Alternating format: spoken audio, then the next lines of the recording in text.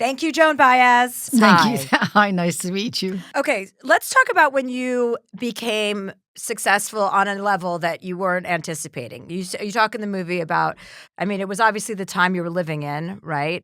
That had an impact on the success, what people needed to hear. Right. But what was the moment where everything changed? I know with Bob Dylan, you were talking about it being in London, but for you, The beginning, probably bang, it was Newport. I mean, I'd been singing that wonderful little club, and I had a following there, and it was kind of leaking out of Cambridge and into Boston and then to New York. But then, Odetta invited me to go to Newport, and then Bob Gibson, who was well known at the time, folk singer, invited me up on stage.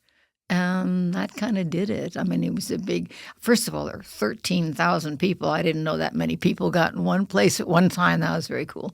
And I was very, very nervous. I mean, literally, the expression, my knees were shaking? Ah, yes. My knees were shaking. And I was thinking, how am I going to do this? But then I went up and did it, and there was a huge response. And, as Mimi says in the film, it was an overnight thing. And the next thing I knew, I was on the cover of Time magazine. Yeah, it was fast. It was fast, and you try to absorb that as a 17, 18, 19-year-old.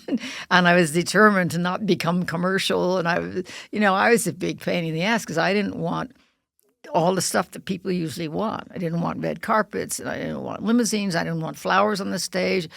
And apparently I was just as difficult as anybody else because I was so stiff. Right. And then when did you meet Bobby Dylan? I must have met him in 61 or 2. And how long had you been successful and in the public eye at that point? Until 59. Okay. Yeah. So a couple years. Yeah. And that was your first love, would you say? No. No. Mm-mm. Would you say he was a love? Or Yeah. Well, my first love was a Harvard student I was gaga about for 4 years. We had matching neuroses, so it went on really quite a long time. So he was your second love. He was... is there another one in between there? Wow, you were busy between 17 and 21. I was, but if people don't recognize the name, they don't count, right? Well, yeah, I guess. Well, and there was Kimmy also. Kimmy. Yes. There was a young woman, that was... And it says in the film it was just a relief. I mean, it was something new, and it was something sweet, and I didn't have to get all riled up that it was a guy. Right. Joan, are you ready to give some advice? Oh, sure. Okay. What a joke. Okay. No. What are you talking about? We're very you have serious. so many years on this earth. Everyone's advice is valuable. Okay, they have to believe it whether they believe it or not. So Yeah. Go ahead. Callie says, I'm a 24-year-old living in North Carolina with my fiance. I came out as bisexual a few years ago when I met my fiance, and she has been the greatest thing to happen in my life. However, while my mom has been 100% supportive of the relationship, my extended family have always been a little shady. They're devout Christians, the kind that believe that same-sex marriage is a sin. However, when they met my fiance, they said they loved her, were welcoming, and I thought maybe they were conflicted with the subject in their religion. They led me to believe they'd be coming to our wedding next fall. Recently, my cousin got engaged and fast-tracked her engagement by getting married this fall. Well, I accepted my cousin's invitation and a few days later checked in with my family to see if they'd be coming to my wedding. The worst 48 hours of my life began. One of the messages that came in said they wouldn't be able to come but send their, quote, best wishes. I wrestled with the decision of whether to back out of my cousin's wedding and ended up deciding to go be a part of it. I felt I was no better than my aunts and uncles if I didn't go, and I'd be putting the same negative energy out into the world that they were. Moving forward, I don't know the relationship I want to have with my family. I was extremely close with them growing up, and it feels like the people I once knew are gone. Am I ridiculous for thinking I can hold out in hopes they realize the mistakes they've made? Or should I save myself more grief by cutting ties now? Callie. First of all, sorry you're going through this. I'm so fucking over religion. I really wish everyone would just stop it. I mean, it is just the basis of all discrimination and war and wreckage. So that's annoying. We get calls like this a lot from people calling in with families that can't accept their children's relationships. And I don't know, Joan, you have more life experience, so I'll let you speak, obviously. But I just want to say I don't think there's any time to waste in having people in your life that don't support you and love you. Like, I just don't think it's worthwhile. And I know people feel differently about family members. I feel very vehemently that you should only be surrounding yourself with people that love and respect you. And I totally agree with you going to your cousin's wedding because it's just another chance to demonstrate what they're missing out on when they don't want to celebrate you. I think I go directly to Dan Savage, which is they may come around.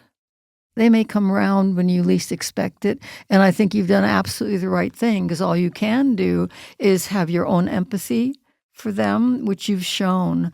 And they will learn something from that, even if it's not conscious at the moment. And I think giving it some time is also important. And it's really frustrating because you want it to be okay now. But I think you're doing absolutely the right thing. Yeah, I think that's something that we all wrestle with, when people kind of reject us. It's like a breakup, are you going to regret leaving me?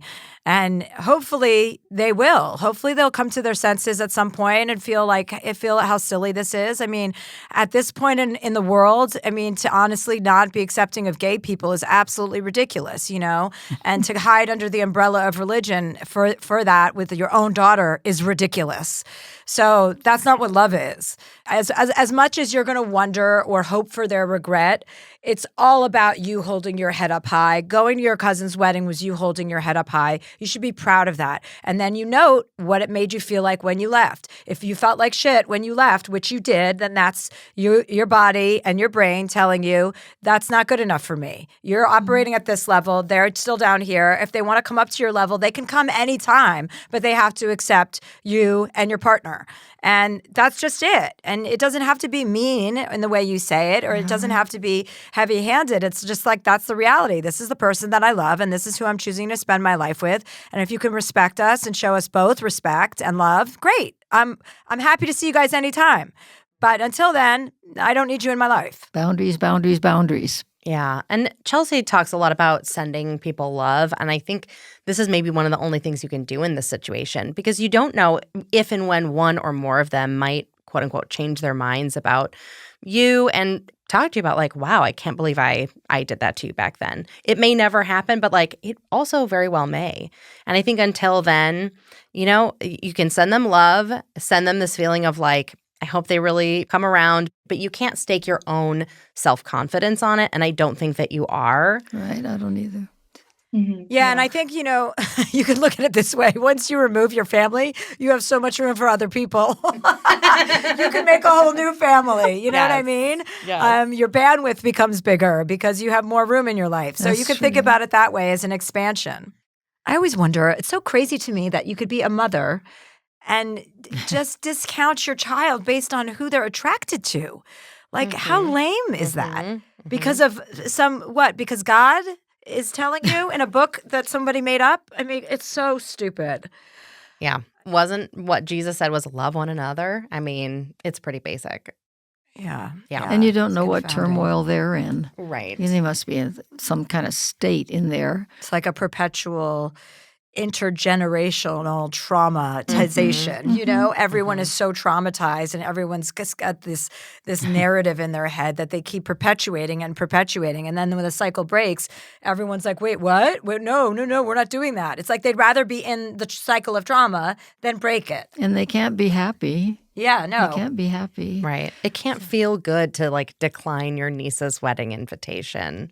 It's just, but it's doubling down on something that's negative. Mm.